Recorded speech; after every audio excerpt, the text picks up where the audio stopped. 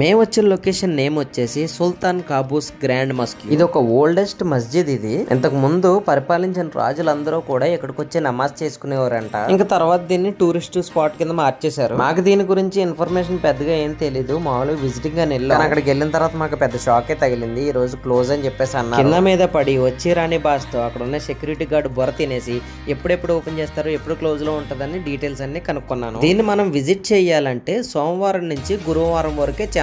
అది కూడా ఏ టైంలో పడితే ఆ టైంలో వద్దామంటే కుదరదండో. పొద్దున్న 8 గంటల నుంచి 11 గంటల వరకే ఎంట్రీ.